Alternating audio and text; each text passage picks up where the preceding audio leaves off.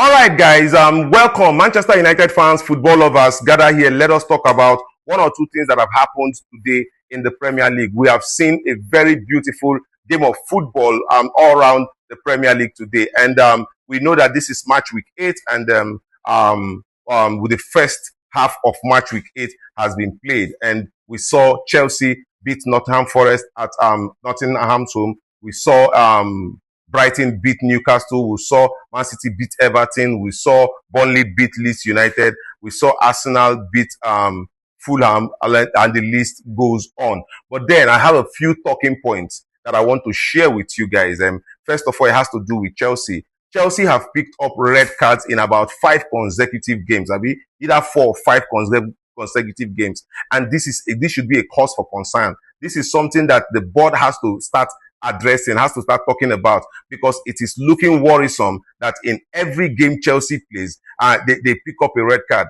To me, I feel like the reason for all of this is indiscipline. I don't think that there is enough discipline in the Chelsea team that makes them realize that you cannot do certain things and you cannot be conceding red cards every week, week in, week out, in the Premier League. It is not acceptable. It might come back to haunt you. I hear some people talk about Manchester United. Oh, if Manchester United and Chelsea were 10 men, were 11 men, maybe Chelsea would have edged Manchester United when they played. And it makes me laugh. How will you, a football fan, even come out to say such a thing?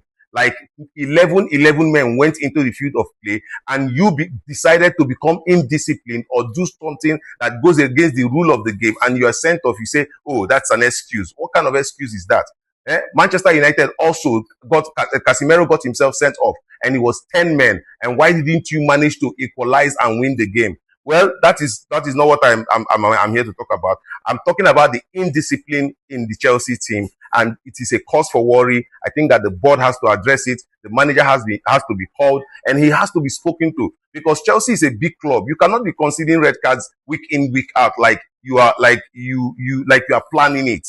It cannot be happening. So, guys, I think that is one thing I think Chelsea have to do better. Their discipline is not there. All right. About Nottingham Forest, I just think that the Nottingham Forest boss actually does not know anything about managing a football club. Because tell me, what would make you sack a manager that gave you European football? So, a place you've not been for in a long time, and this guy manages to qualify you for European football. He was even supposed to get you a Champions League football, but because the fatigue was start telling on the players, a team that had no bench, because that Nottingham Forest team barely had a bench, and now fatigue caught up with them, and they actually fell off, but they still are in Europe. And somehow Marinakis feels like it is okay to sack Nuno Espirito Santo and go bring in Ange Postecoglou. Because why? Because Ange Postecoglou won the European Europa Cup. How? A manager that has managed Tottenham for 2 years, and in the second year he is coming 16th. And you think that manager is good enough to handle Nottingham Forest? Look at the result. 8 games, no win at all. No record of victory in 8 games. And this is what Daniel Levy saw, and actually had to terminate the contract of this man and let this man go, because this man have shown that he cannot handle Premier League teams. And that is simple. But then Marinakis, seeing a Nuno Espirito Santo that did something really spectacular and letting him go, to go and bring in this guy that looks like someone, Ojuju Calabar.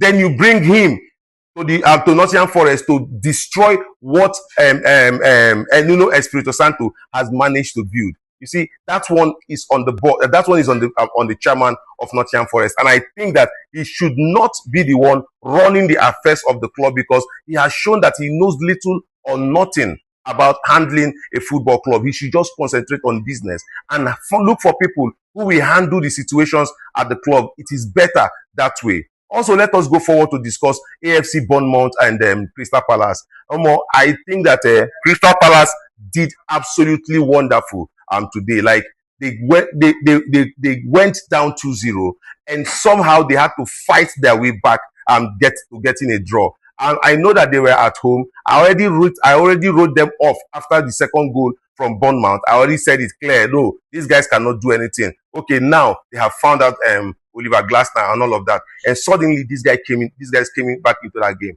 and this is something. I think that this is something. This is Premier League standard football, because in the Premier League you might not even be doing well, but you have to grind out a result because of the experience you have gotten. And I think that that was very pivotal today with Crystal Palace playing against Bournemouth even at home. And then let us talk about Arsenal FC there with against Fulham.